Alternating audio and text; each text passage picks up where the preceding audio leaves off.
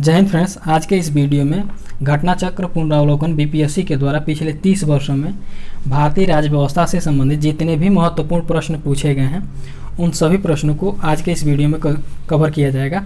Friends, आज का यह वीडियो आपके आगामी exam BPSC 69 Bihar 7th phase teacher तथा सीडीपीओ इत्यादि बिहार से संबंधित जितने भी महत्वपूर्ण एग्जाम हैं उन सभी एग्जामों के लिए काफ़ी ज़्यादा हेल्पफुल होने वाली है। तो आप लोग इस वीडियो को शुरू से लास्ट तक जरूर देखिएगा। अगर वीडियो पसंद आए तो लाइक जरूर कर दीजिएगा, तो अपने दोस्तों के साथ भी शेयर कीजिएगा। आइए शुरू करते हैं आज के सेशन को। पहला प्रश्न है कि संविधान को 26 जनवरी के दिन लागू करने का निर्णय इसलिए लिया गया क्योंकि, तो संविधान को 26 जनवरी के दिन लागू करने का निर्णय इसलिए लिया गया, कांग्रेस ने इस तिथि को 1930 में स्वतंत्रता दिवस के रूप में मनाया था, इसीलिए 26 जनवरी के दिन संविधान को लागू करने का निर्णय लिया गया।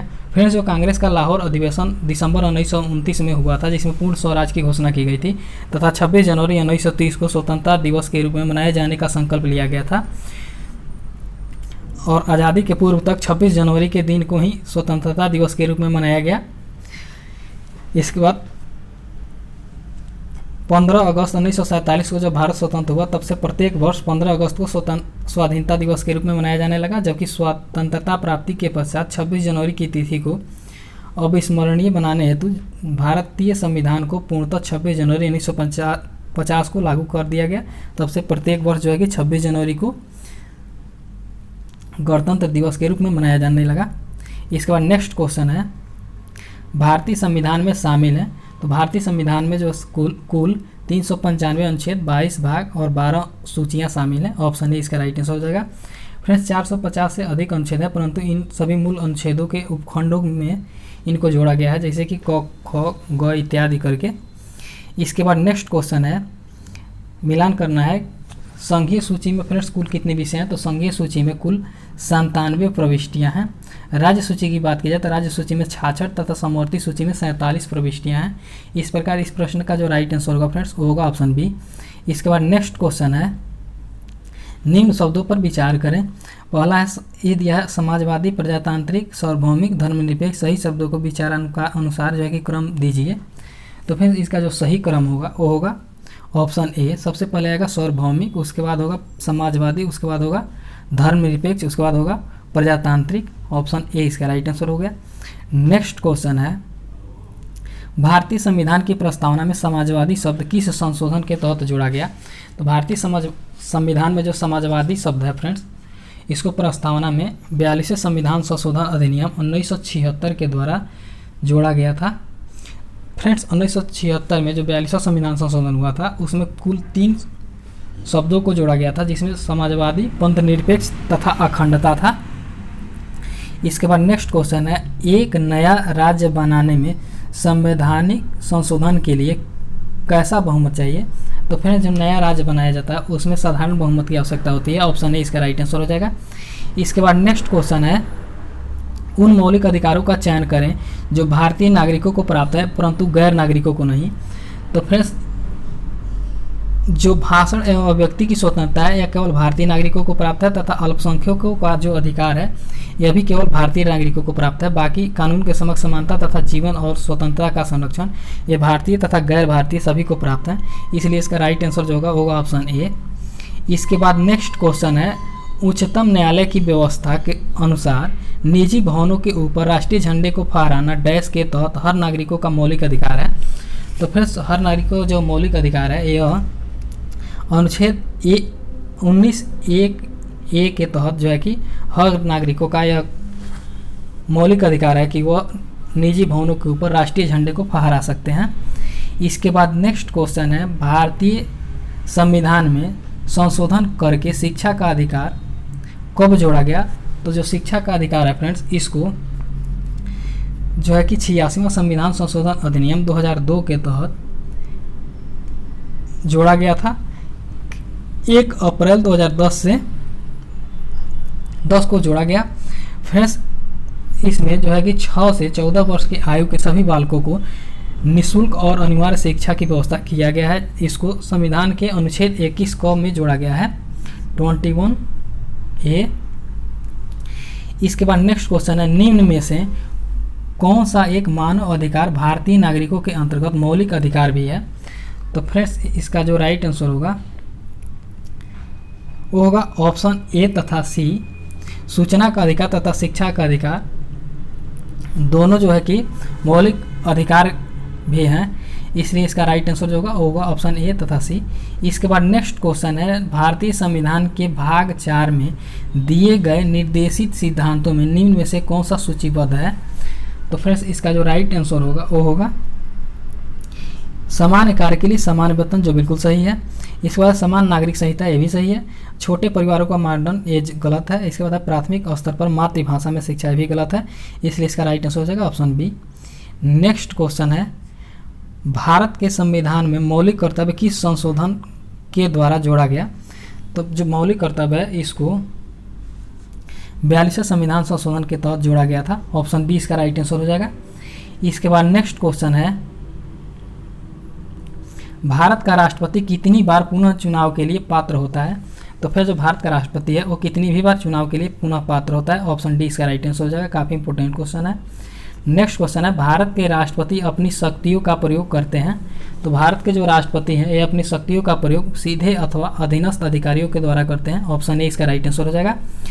नेक्स्ट क्वेश्चन है, यदि राष्ट्रपति एवं उपराष्ट्रपति का पद खाली हो तो भारत के राष्ट्रपति के पद पर कौन होता है?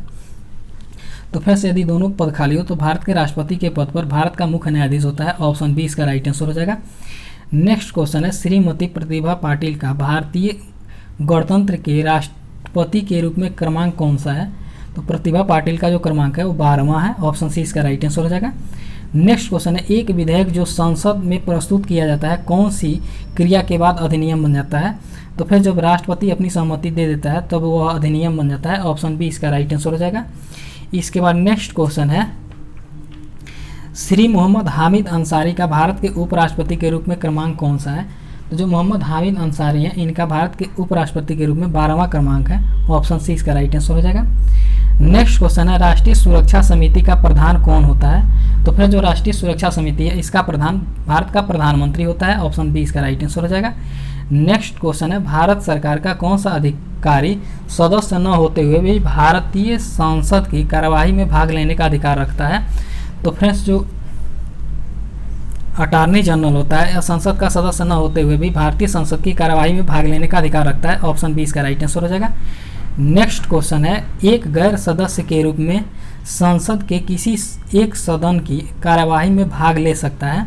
तो एक गैर सदस्य के रूप में संसद के किसी कार्यवाही में जो है कि महान्यायवादी भाग ले सकता है, ऑप्शन सी इसका राइट आंसर हो जाएगा। नेक्स्ट क्वेश्चन है, एक एमपी की सीट रिक्त घोषित किया जा सकता है यदि वो सदन से लगातार कितनी अवधि के लिए अनुपस्थित रहता है? तो फ्रेंड्स इसका राइट आंसर हो जाएगा 2 माह के लिए अगर अनुपस्थित रहता है तो उसका सीट रिक्त कर दिया जाता है। नेक्स्ट क्वेश्चन है, राज्यसभा में होते हैं? तो फ्रेंड्स जो राज्यसभा है उसमें कुल 250 सदस्य जिसमें से 12 सदस्य भारत के राष्ट्रपति के द्वारा मनोनीत किए जाते हैं, ऑप्शन सी इसका राइट आंसर हो जाएगा। नेक्स्ट क्वेश्चन है, किस सभा का अध्यक्ष उसका सदस्य नहीं होता है? तो फ्रेंड्स इसका राइट आंसर हो जाएगा ऑप्शन ए, राज्यसभा का सदस्य उसका जो है कि सदस्य नहीं होता है। नेक्स्ट क्वेश्चन है, राज्यसभा का पदेन अध्यक्ष कौन होता है? तो फिर जो राज्यसभा है उसका पदेन अध्यक्ष उपराष्ट्रपति होता है, ऑप्शन बी इसका राइट आंसर हो जाएगा। नेक्स्ट क्वेश्चन है, लोकसभा में सामान्यतः कितने सत्र होते हैं? तो फ्रेंड्स जो लोकसभा है इसमें सामान्यतः 3 सत्र होते हैं। कौन कौन? तो बजट सत्र, मानसून सत्र, शीतकालीन सत्र। बजट सत्र आरंभ होता है फरवरी से मई महीने में,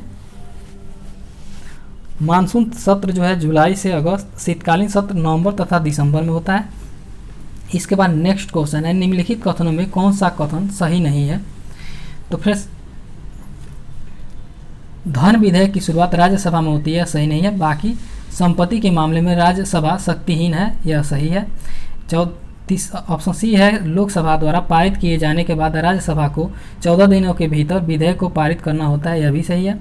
ऑप्शन डी है, राज्यसभा किसी धन विधेयक को पारित कर सकती है अथवा कतिपय सिफारिशों के साथ उसे लोकसभा को लौटा सकती है, यह भी सही है। तो फिर इसका राइट जो आंसर होगा ऑप्शन बी। नेक्स्ट क्वेश्चन है, धन विधेयक पेश किया जाता है? तो धन विधेयक फ्रेंड्स जो है कि केवल लोकसभा में पेश किया जाता है, ऑप्शन ए इसका राइट आंसर हो जाएगा। नेक्स्ट क्वेश्चन है, लेखानुदान बना है तो फिर जो लेखा अनुदान है यह बजट पारित लंबित होने के कारण निधि आवंटन हेतु बना हुआ है। ऑप्शन सी इसका राइट आंसर हो जाएगा। इसके बाद नेक्स्ट क्वेश्चन है, लोक लेखा समिति अपनी रिपोर्ट प्रस्तुत करती है। तो फिर जो लोक लेखा समिति है अपनी रिपोर्ट लोकसभा के स्पीकर को प्रस्तुत करती है। ऑप्शन बी इसका राइट आंसर हो जाएगा। इसके बाद नेक्स्ट क्वेश्चन है, निम्नलिखित कथनों में से कौन सा एक सही नहीं है।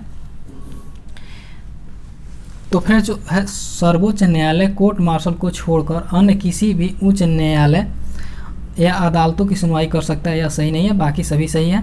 इसके बाद नेक्स्ट क्वेश्चन है, राज्य सरकार का कार्यकारी अध्यक्ष या संवैधानिक प्रमुख कौन है। तो फिर जो राज्य सरकार है इसके कार्यकारी अध्यक्ष या संवैधानिक प्रमुख राज्यपाल होता है। ऑप्शन बी इसका राइट आंसर हो जाएगा। इसके बाद नेक्स्ट क्वेश्चन है, एक उच्च न्यायालय का न्यायाधीश अपना त्यागपत्र संबोधित करता है। तो फिर जो उच्च न्यायालय का न्यायाधीश है वह अपना त्यागपत्र भारत के राष्ट्रपति को संबोधित करता है। इसके बाद नेक्स्ट क्वेश्चन है, भारत में चलित न्यायालय इसका मानस पुत्र है। तो फिर भारत में जो चलित न्यायालय है डॉक्टर APJ अब्दुल कलाम का मानस पुत्र है। ऑप्शन सी इसका राइट आंसर हो जाएगा। नेक्स्ट क्वेश्चन है, किस अनुच्छेद के अनुसार भारत के राष्ट्रपति द्वारा राष्ट्रीय आपातकाल की घोषणा की जा सकती है। तो जो राष्ट्रीय आपातकाल की घोषणा है अनुच्छेद 352 के तहत की जा सकती है। फ्रेंड्स, अगर किसी राज्य में संवैधानिक तंत्र विफल हो तो 356 के अनुसार जो है कि आपातकाल की घोषणा राष्ट्रपति के द्वारा की जाता है। अगर वित्तीय आपातकाल की घोषणा करना हो तो अनुच्छेद 360 के तहत करता है। तो भारत के जो राष्ट्रपति को जो है कि 3 प्रकार के आपातकाल की घोषणा करने का अधिकार प्राप्त है। नेक्स्ट क्वेश्चन है, केंद्र और राज्य की व्यवस्थापिकाओं के लिए मतदान की न्यूनतम उम्र सीमा 21 वर्ष से घटाकर 18 वर्ष की गई। कब की गई? तो 61वां संविधान संशोधन 1989 के तहत किया गया था। ऑप्शन सी इसका राइट आंसर हो जाएगा। इसके बाद नेक्स्ट क्वेश्चन है, आम चुनाव में मतदान की आयु 21 वर्ष से घटाकर 18 वर्ष कर दी गई। कब? तो 61वां संविधान संशोधन द्वारा। नेक्स्ट क्वेश्चन है, भारतीय संविधान की 8वीं सूची में मान्य सरकारी भाषाओं की संख्या कितनी है। तो फिर जो 8वीं सूची है इसमें मान्य सरकारी भाषाओं की संख्या 18 है। वर्तमान में कितनी है आप लोग कमेंट करके बताइएगा। नेक्स्ट क्वेश्चन है, CDP एवं NES के पुनर्गठन के लिए 1957 में NDC द्वारा स्थापित समिति का नाम बताया जिसने ग्रामीण स्तरीय सरकार की त्रिस्तरीय प्रणाली का सुझाव दिया था। तो फिर इसका राइट आंसर हो जाएगा बलवंत राय मेहता समिति। Option A. इसके बाद नेक्स्ट क्वेश्चन है, निम्नलिखित विशेषताओं में से केंद्रीय शासन व्यवस्था के लिए कौन सा कथन सही नहीं है। तो फिर इसका राइट आंसर हो जाएगा ऑप्शन सी, बड़े देशों के लिए आदर्श जो है कि शामिल नहीं है, बाकी सभी सही है। इसके बाद नेक्स्ट क्वेश्चन है, विकेंद्रीकरण प्रणाली की सिफारिश किसने किया था। तो फिर जो विकेंद्रीकरण प्रणाली है इसकी सिफारिश बलवंत राय मेहता के द्वारा किया गया था। नेक्स्ट क्वेश्चन है, अशोक मेहता समिति ने निम्नलिखित किसकी सिफारिश किया था। तो जो अशोक मेहता समिति है यह पंचायती राज के द्विस्तरीय सरकार की सिफारिश की थी। ऑप्शन बी इसका राइट आंसर हो जाएगा। इसके बाद नेक्स्ट क्वेश्चन है, ब्लॉक स्तर पर पंचायत समिति है। तो फिर जो ब्लॉक स्तर है इस पर पंचायत स्तर जो है कि प्रशासनिक प्राधिकरण है। ऑप्शन बी इसका राइट आंसर हो जाएगा। इसके बाद नेक्स्ट क्वेश्चन है, भारत में ब्लॉक स्तर पर बनी पंचायत समिति केवल है। तो जो भारत में ब्लॉक स्तर पर बनी पंचायत समिति है यह केवल एक सलाहकार निकाय है, सही है। एक सलाहकार समिति है भी सही है। समन्वय और पर्यवेक्षी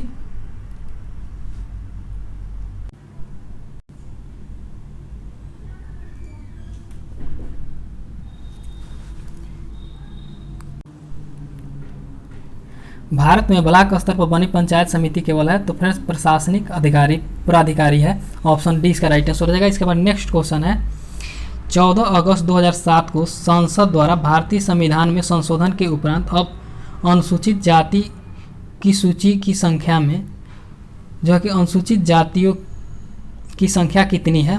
तो इसमें कुल 1206 संख्या हो गई है। ऑप्शन डी बी इसका राइट आंसर हो जाएगा। इसके बाद नेक्स्ट क्वेश्चन है,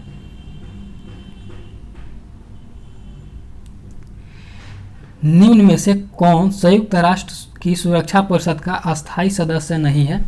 तो फिर इसका राइट आंसर हो जाएगा ऑप्शन ए, जर्मनी जो है कि संयुक्त राष्ट्र सुरक्षा परिषद का अस्थायी सदस्य नहीं है। इसके बाद नेक्स्ट क्वेश्चन है, एमनेस्टी इंटरनेशनल एक संगठन है जो जुड़ा हुआ है। तो फ्रेंड्स जो एमनेस्टी है यह मानव अधिकारों के संरक्षण से जुड़ा हुआ एक संगठन है। ऑप्शन बी इसका राइट आंसर हो जाएगा। नेक्स्ट क्वेश्चन है चीन की समाचार एजेंसी का नाम क्या है। तो चीन की जो समाचार एजेंसी है इसका नाम न्यू चाइना न्यूज एजेंसी है। ऑप्शन सी इसका राइट आंसर हो जाएगा। इसके बाद नेक्स्ट क्वेश्चन है किस देश की सरकारी रिपोर्ट को येलो बुक कहा जाता है। तो फ्रेंड्स येलो बुक कहा जाता है फ्रांस के सरकारी रिपोर्ट को। नेक्स्ट क्वेश्चन है भारत के प्रथम विधि विश्वविद्यालय की स्थापना अगस्त 1987 में कहाँ हुई थी। तो भारत के जो प्रथम विधि विश्वविद्यालय इसकी स्थापना 1987 में बेंगलुरु में हुई थी। ऑप्शन सी इसका राइट आंसर हो जाएगा। नेक्स्ट क्वेश्चन है सीमा सुरक्षा बल की स्थापना कब की गई। तो फिर जो सीमा सुरक्षा बल है इसकी स्थापना 1965 को की गई थी। इसके बाद नेक्स्ट क्वेश्चन है भारतीय संविधान को संविधान सभा द्वारा अंगीकृत किया गया। तो भारतीय संविधान को संविधान सभा के द्वारा 26 नवंबर 1949 को अंगीकृत किया गया। ऑप्शन ए इसका राइट आंसर हो जाएगा। इसके बाद नेक्स्ट क्वेश्चन है भारतीय संविधान दिवस मनाया जाता है। तो फिर जो भारतीय संविधान दिवस है यह 26 नवंबर को मनाया जाता है। ऑप्शन बी इसका राइट आंसर हो जाएगा। इसके बाद नेक्स्ट क्वेश्चन है भारतीय संविधान को अपनाया गया था। तो फिर जो भारतीय संविधान है इसको संविधान सभा के द्वारा 26 नवंबर 1949 को अपनाया गया था। इसके बाद नेक्स्ट क्वेश्चन है भारतीय संविधान की प्रस्तावना के सिलसिले में निम्नलिखित में से कौन सा क्रमांक सही है। तो फ्रेंड्स इस सिलसिले में जो है कि सार्वभौमिक सत्ता संपन्न समाजवादी धर्मनिरपेक्ष जनवादी गणतंत्र यह सही है, इसलिए इसका राइट आंसर हो जाएगा ऑप्शन डी। इसके बाद नेक्स्ट क्वेश्चन है भारतीय संविधान की प्रस्तावना में भारत को किस रूप में घोषित किया गया है। तो भारत को इसमें जो है कि एक सार्वभौम समाजवादी धर्मनिरपेक्ष प्रजातांत्रिक गणतंत्र के रूप में घोषित किया गया है। ऑप्शन सी इसका राइट आंसर हो जाएगा।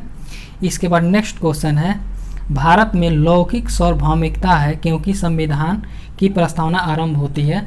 तो भारत में जो लौकिक सार्वभौमिकता है यह इसलिए है क्योंकि भारत की संविधान की जो प्रस्तावना है यह हम भारत के लोग शब्दों से आरंभ होती है। ऑप्शन डी से राइट आंसर हो जाएगा। नेक्स्ट क्वेश्चन है भारत में प्रजातंत्र इस तथ्य पर आधारित है कि। तो फिर भारत में प्रजातंत्र इस तथ्य पर आधारित है कि जनता को सरकार चुनने तथा बदलने का अधिकार प्राप्त है। ऑप्शन सी इसका राइट आंसर हो जाएगा। नेक्स्ट क्वेश्चन है भारतीय संविधान की प्रकृति क्या है। तो भारतीय जो संविधान है इसकी प्रकृति में संघीय किंतु भावना में एकात्मक है। ऑप्शन डी इसका राइट आंसर हो जाएगा। नेक्स्ट क्वेश्चन है भारतीय संविधान की 10वीं अनुसूची का संबंध किससे है। तो भारतीय संविधान की जो 10वीं अनुसूची है इसका संबंध दल बदल विरोधी कानून से है। ऑप्शन डी इसका राइट आंसर हो जाएगा। इसके बाद नेक्स्ट क्वेश्चन है भूमि सुधार डैश के विषय के अंतर्गत आते हैं। तो फ्रेंड जो भूमि सुधार है यह राज्य सूची के विषय के अंतर्गत आते हैं। ऑप्शन सी इसका राइट आंसर हो जाएगा। इसके बाद नेक्स्ट क्वेश्चन है भारतीय नागरिकता नहीं प्राप्त की जा सकती है। तो भारतीय जो नागरिकता है फ्रेंड्स ये भारतीय बैंकों में धन जमा करके नहीं प्राप्त की जा सकती है, बाकी तीनों के द्वारा प्राप्त की जा सकती है, इसलिए इसका राइट आंसर हो जाएगा ऑप्शन डी। नेक्स्ट क्वेश्चन है विधि का नियम या कानून का अधिराज का मतलब क्या है। तो फिर जो विधि का नियम या कानून का अधिराज है इसका मतलब है सभी के लिए एक कानून और सभी के लिए एक न्यायतंत्र होना। ऑप्शन ए इसका राइट आंसर हो जाएगा। नेक्स्ट क्वेश्चन है निम्नलिखित में से किसको संविधान द्वारा मौलिक अधिकारों को लागू करने की शक्ति दी गई है। तो मौलिक अधिकारों को लागू करने की जो शक्ति है सर्वोच्च न्यायालय एवं उच्च न्यायालयों को दी गई है। ऑप्शन डी इसका राइट आंसर हो जाएगा। इसके बाद नेक्स्ट क्वेश्चन है भारतीय संविधान के में किस अनुच्छेद के अंतर्गत नागरिकों को मौलिक अधिकार प्रदान किए गए हैं। तो फिर जो नागरिकों को मौलिक अधिकार प्रदान किए गए हैं यह अनुच्छेद 12 से 35 तक दिए गए हैं। ऑप्शन 20 का राइट आंसर हो जाएगा। इसके बाद नेक्स्ट क्वेश्चन है भारत के संविधान का निम्नलिखित में से कौन सा अनुच्छेद प्रेस की स्वतंत्रता से संबंधित है। तो फिर जो प्रेस की स्वतंत्रता से संबंधित है वह अनुच्छेद 19 है। ऑप्शन ए इसका राइट आंसर हो जाएगा। इसके बाद नेक्स्ट क्वेश्चन है निम्नलिखित में से कौन सा मूल अधिकार नहीं है। तो फ्रेंड्स इसका राइट आंसर हो जाएगा ऑप्शन बी संपत्ति का अधिकार जो है कि मूल अधिकार नहीं है, क्योंकि इसको 44वें पहले मूल अधिकार के अंतर्गत था। 44वां संविधान संशोधन द्वारा इसे मूल अधिकारों से हटा करके अनुच्छेद 300 के क में शामिल करके केवल विधि या कानूनी अधिकार बना दिया गया। इसके बाद नेक्स्ट क्वेश्चन है निम्नलिखित संवैधानिक उपचारों में से किसे पोस्टमार्टम कहा जाता है। तो फ्रेंड्स जो अधिकार परीक्षा है इसे पोस्टमार्टम कहा जाता है। ऑप्शन डी इसका राइट आंसर हो जाएगा। नेक्स्ट क्वेश्चन है एक कल्याणकारी राज्य का आदर्श वर्णित है। तो फिर से एक कल्याणकारी राज्य है, इसका आदर्श जो है कि राज्य के नीति निर्देशक तत्वों में वर्णित है। ऑप्शन ए इसका राइट आंसर हो जाएगा। इसके बाद नेक्स्ट क्वेश्चन है, भारत में निम्नलिखित में से किसके अंतर्गत पंचायती राज प्रणाली की व्यवस्था की गई है। तो पंचायती राज प्रणाली की जो व्यवस्था की गई है फ्रेंड्स, यह राज्य के नीति निर्देशक सिद्धांतों में की गई है। ऑप्शन सी इसका राइट आंसर हो जाएगा। इसके बाद नेक्स्ट क्वेश्चन है, राज्य के नीति निर्देशक सिद्धांत किस प्रकार का मौलिक अधिकारों से भिन्न है। तो राज्य के नीति निर्देशक सिद्धांत है, यह नीति निर्देशक सिद्धांत जो है कि परिवर्तनीय नहीं है, जबकि मौलिक अधिकार परिवर्तनीय है, इसलिए भिन्न है। ऑप्शन सी इसका राइट आंसर हो जाएगा। इसके बाद नेक्स्ट क्वेश्चन है, मौलिक कर्तव्य को निर्धारित किया गया।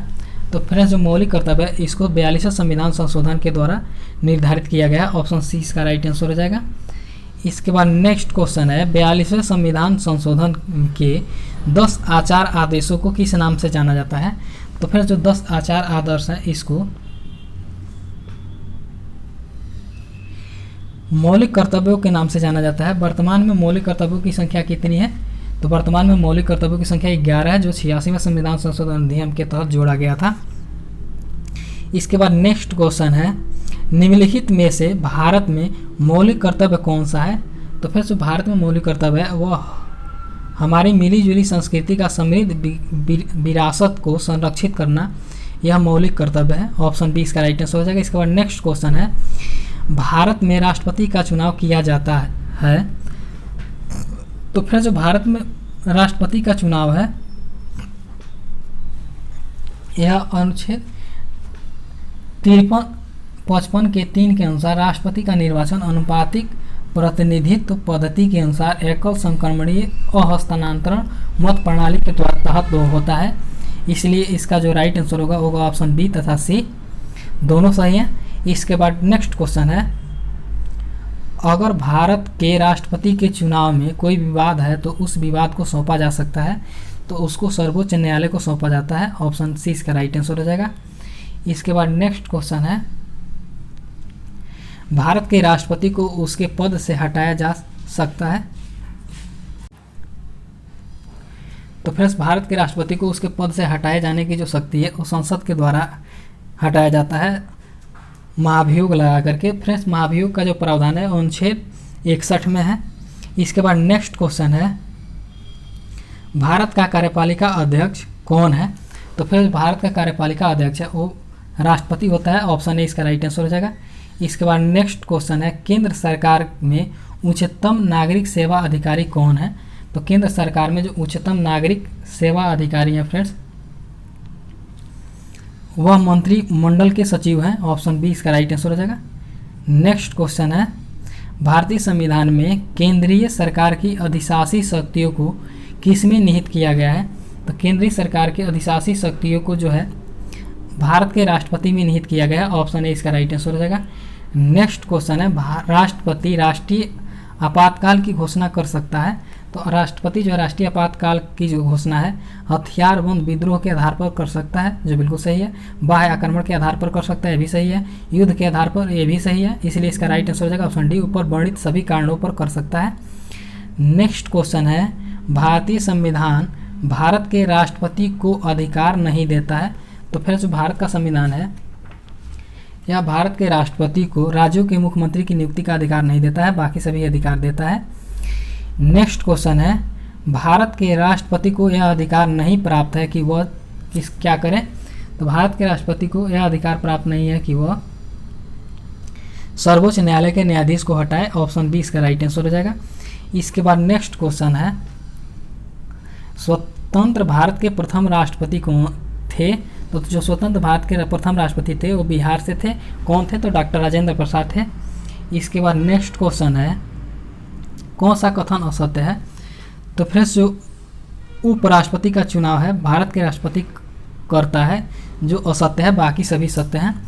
इसके बाद नेक्स्ट क्वेश्चन है, राज्यसभा का सभापति कौन है। तो फिर जो राज्यसभा है इसके सभापति उपराष्ट्रपति होता है। ऑप्शन बी इसका राइट आंसर हो जाएगा। नेक्स्ट क्वेश्चन है, भारत का प्रधानमंत्री मुख्य है। तो फिर जो भारत का प्रधानमंत्री है यह केंद्रीय सरकार का प्रमुख है। ऑप्शन बी इसका राइट आंसर हो जाएगा। इसके बाद नेक्स्ट क्वेश्चन है, संघीय मंत्री परिषद के मंत्री उत्तरदायी होते हैं? तो जो संघीय मंत्री परिषद है इसके मंत्री केवल लोकसभा के प्रति उत्तरदायी होते हैं। ऑप्शन डी इसका राइट आंसर हो जाएगा। नेक्स्ट क्वेश्चन है, मंत्री परिषद उत्तरदायी है, तो फ्रेंड्स मंत्री परिषद है यह सामूहिक रूप से लोकसभा के प्रति उत्तरदायी होता है, इसमें कोई भी विकल्प सही नहीं है। नेक्स्ट क्वेश्चन है, भारतीय राजनीतिक व्यवस्था में कार्यपालिका के अधीन रहकर कार्य करती है। तो फ्रेंड्स भारतीय राजनीतिक व्यवस्था में कार्यपालिका है वह विधायिका के अधीन रह करके कार्य करती है। ऑप्शन बी इसका राइट आंसर हो जाएगा। इसके बाद नेक्स्ट क्वेश्चन है, सरकार की संसदीय व्यवस्था के विषय में निम्नलिखित में से कौन सा मंतव्य सही है? तो फ्रेंड्स इसमें जो है कि इसका जो राइट आंसर होगा ऑप्शन ई, उपयुक्त में से कोई नहीं है एक से अधिक। नेक्स्ट क्वेश्चन है, भारत का प्रधानमंत्री किसके प्रति जवाबदेह होता है? तो जो भारत का प्रधानमंत्री है लोकसभा के प्रति जवाबदेह होता है। ऑप्शन सी इसका राइट आंसर हो जाएगा। इसके बाद नेक्स्ट क्वेश्चन है, संविधान में मंत्रिमंडल शब्द का एक ही बार प्रयोग हुआ है और वह कब हुआ है, कहाँ पे हुआ है? तो अनुच्छेद जो 352 है यहाँ पे मंत्रिमंडल शब्द का प्रयोग हुआ है। इसके बाद नेक्स्ट क्वेश्चन है, भारत सरकार को कानूनी विषयों पर कौन परामर्श देता है? तो फिर जो भारत सरकार को कानूनी विषय पर परामर्श देता है वो अटॉर्नी जनरल देता है। नेक्स्ट क्वेश्चन है, भारत का महान्यायवादी किसके द्वारा नियुक्त किया जाता है? तो फिर जो भारत का महान्यायवादी है या भारत के राष्ट्रपति के द्वारा नियुक्त किया जाता है। ऑप्शन बी इसका राइट आंसर हो जाएगा। इसके बाद नेक्स्ट क्वेश्चन है, कानूनी विषयों पर राज्य सरकार को कौन परामर्श देता है? तो कानूनी विषयों पर राज्य सरकार को फ्रेंड्स एडवोकेट जनरल परामर्श देता है। ऑप्शन बी इसका राइट आंसर हो जाएगा। इसके बाद नेक्स्ट क्वेश्चन है, आज़ादी के बाद भाषा के आधार पर भारत के राज्यों का पुनर्गठन किस वर्ष में हुआ? तो फिर 1956 में जो है कि भाषा के आधार पर राज्यों का पुनर्गठन हुआ था। नेक्स्ट क्वेश्चन है,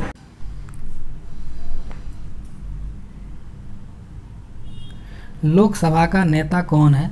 तो फिर जो लोकसभा है उसका नेता प्रधानमंत्री होता है। ऑप्शन बी इसका राइट आंसर हो जाएगा। इसके बाद नेक्स्ट क्वेश्चन है, लोकसभा के लिए चुनावों में निर्वाचित होने के लिए किसी व्यक्ति के लिए न्यूनतम आयु सीमा है? तो फिर किसी व्यक्ति के लिए जो न्यूनतम आयु सीमा है वो 25 वर्ष है। ऑप्शन सी इसका राइट आंसर हो जाएगा। इसके बाद नेक्स्ट क्वेश्चन है, लोकसभा का सदस्य चुने जाने के लिए एक व्यक्ति को किस आयु से कम का नहीं होना चाहिए?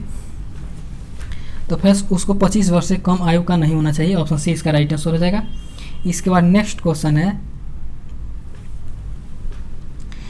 लोकसभा का सदस्य चुने जाने के लिए एक व्यक्ति को किस आयु से कम का नहीं होना चाहिए? तो 25 वर्ष। ऑप्शन सी इसका राइट आंसर हो जाएगा। इसके बाद नेक्स्ट क्वेश्चन है, लोकसभा में राज्यवार सीटों का आवंटन सन 1971 की जनगणना पर आधारित है। यह निर्धारण किस वर्ष तक यथावत रहेगा? तो फ्रेंड्स यह निर्धारण जो है वर्ष 2026 तक यथावत रहेगा। ऑप्शन बी इसका राइट आंसर हो जाएगा। इसके बाद नेक्स्ट क्वेश्चन है, प्रत्येक राज्य में लोकसभा की सीटों का निर्धारण परिसीमन आयोग के द्वारा किया जाता है। इस परिसीमन को किस वर्ष तक रोक दिया गया है? तो वर्ष 2026 तक रोक दिया गया है। ऑप्शन सी इसका राइट आंसर हो जाएगा। इसके बाद नेक्स्ट क्वेश्चन है, वर्तमान लोकसभा में प्रत्येक राज्य के लिए स्थानों का आवंटन आधारित है। तो फिर से जो स्थानों का आवंटन है यह 1971 की जनगणना के आधार पर आधारित है। और इसके बाद नेक्स्ट क्वेश्चन है, निम्नलिखित भारतीय राज्यों में से किसकी राज्य विधानसभा में सदस्यों की संख्या सबसे अधिक है? तो फिर हिमाचल प्रदेश की जो राज्य विधानसभा में सदस्यों की संख्या है वो सबसे अधिक है। ऑप्शन बी इसका राइट आंसर हो जाएगा। इसके बाद नेक्स्ट क्वेश्चन है, लोकसभा में आंग्ल भारतीय समुदाय के सदस्य मनोनीत करने की शक्ति किसके पास है? तो आंग्ल भारतीय समुदाय के सदस्यों को मनोनीत करने की जो शक्ति है भारत के राष्ट्रपति के पास है। ऑप्शन बी इसका राइट आंसर हो जाएगा। नेक्स्ट क्वेश्चन है, भारतीय संविधान के किस अनुच्छेद के अंतर्गत लोकसभा में अनुसूचित जातियों का आरक्षण का प्रावधान किया गया था? तो फिर यह प्रावधान जो है अनुच्छेद 330 के तहत किया गया था। ऑप्शन ए इसका राइट आंसर हो जाएगा। नेक्स्ट क्वेश्चन है, लोकसभा को कार्यकाल पूरा होने से पहले भंग किया जा सकता है। तो लोकसभा को कार्यकाल पूरा होने से पहले प्रधानमंत्री की सिफारिश पर राष्ट्रपति के द्वारा भंग किया जा सकता है। ऑप्शन बी इसका राइट आंसर हो जाएगा। इसके बाद नेक्स्ट क्वेश्चन है, लोकसभा को उसके कार्यकाल की समाप्ति के पूर्व ही भंग किया जा सकता है। तो फिर उसके कार्यकाल को पूर्ण होने से पूर्व ही राष्ट्रपति द्वारा मंत्रिपरिषद की सलाह पर भंग किया जा सकता है। ऑप्शन सी इसका राइट आंसर हो जाएगा। इसके बाद नेक्स्ट क्वेश्चन है, लोकसभा के कम से कम कितने सत्र बुलाए जाते हैं? तो लोकसभा के जो फ्रेंड्स हैं, कम से कम वर्ष में 2 बार सत्र बुलाए जाते हैं। ऑप्शन बी इसका राइट आंसर हो जाएगा। इसके बाद नेक्स्ट क्वेश्चन है, कौन सा राज्य सबसे अधिक प्रतिनिधि लोकसभा में भेजता है? तो फिर इसका राइट आंसर हो जाएगा उत्तर प्रदेश। उत्तर प्रदेश जो है कि सबसे अधिक प्रतिनिधि लोकसभा में भेजता है। इसके बाद नेक्स्ट और लास्ट क्वेश्चन, जहाँ तक लोकसभा में प्रतिनिधित्व का प्रश्न है, कौन से राज्य दूसरे और तीसरे दर्जे पर हैं? तो बिहार तथा महाराष्ट्र जो है कि दूसरे तथा तीसरे दर्जे पर हैं। फ्रेंड्स, इसका नेक्स्ट पार्ट अगले वीडियो में देखा जाएगा। आज के लिए बस इतना ही, फिर मिलते हैं इसके नेक्स्ट पार्ट में। अगर सेशन अच्छा लगा हो तो लाइक कर दीजिएगा, चैनल पर नए हो तो चैनल को सब्सक्राइब जरूर कर लीजिएगा, वीडियो को अपने दोस्तों के साथ ज़रूर शेयर कीजिएगा। जय हिंद।